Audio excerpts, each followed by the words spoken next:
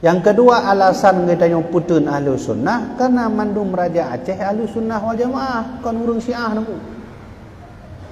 Aceh nak baca sejarah, buka mulai dari kerajaan Perlak awal, kerajaan Lamuni awal, Truk Nahaba sejarah, salah tidro Raja Gedanyo, Raja Perlak Fun adalah keturunan Nabi Sayyid Aziz Shah, kerajaan Whitehead, dan ahlu sunnah wal jamaah.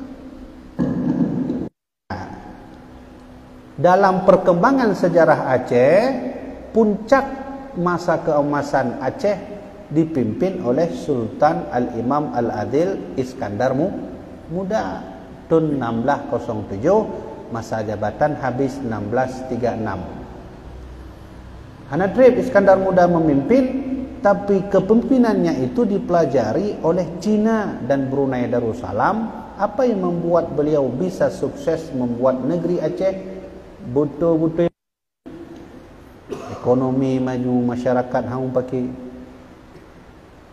di mana? Ternyata beliau membuatlah Qanun Muqaddam sebagai dasar pijakan hukum negara. Yang dalam asal Qanun Muqaddam, Iskandar Muda buat satu keputusan, seluruh rakyatku Aceh, bangsa Aceh wajib bermadhab Syafi'i, berakidah ahlu sunnah wal ini kajilah kan. Jadi hana pu mau hari-hari ro Syiah hina di Aceh, kamu kawai dengan ahlu sunnah wal jamaah. Hana pu hari-hari ro karena kamu kawai Wahabi yang bahayanya, pecahan dari kaum Mujassimah dan kaum Khawarij. Itu hati-hati, sekarang sedang berkembang Wahabi itu, dan bahayanya mereka menggunakan Quran dan hadis.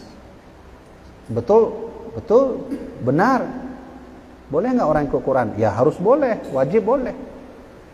Jadi untuk naurung dan yang membakan drone benci ke Wahabi, awaknya kan pakai sunnah. Baliklah mata yang lu pegah mana? Pegak rumah na telah. Hana rumah tu tanah ro, temen ano ro mandum ro. Na salah, hana salah. Yang salah lipat. Yang pegat puji pegat mana yang salah. Baik ya. Nunggu kan.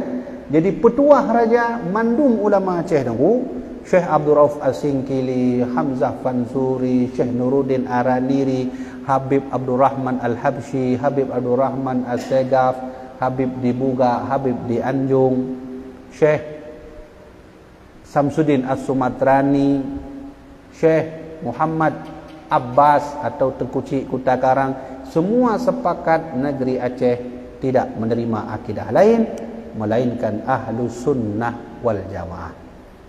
Ada orang tanya, mana buktinya? Bukalah kitab-kitab mereka. Ke mana?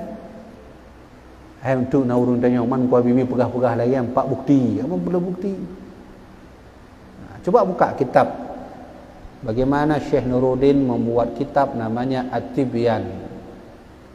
Bagaimana Syekh Kuala membuat kitab namanya Terjuman Al-Mustafid. Bagaimana Syekh Muhammad Abbas membuat kitab, atau Tengku Cik Kuta Karang, Gure Tengku Cik di Tiro, membuat kitab namanya Tazkirah Rakidin. Semuanya alunan akidahnya ahlu sunnah wal jamaah. Nyo tak pekong nunggu dan nyo tamat bertruk mati dia tamat.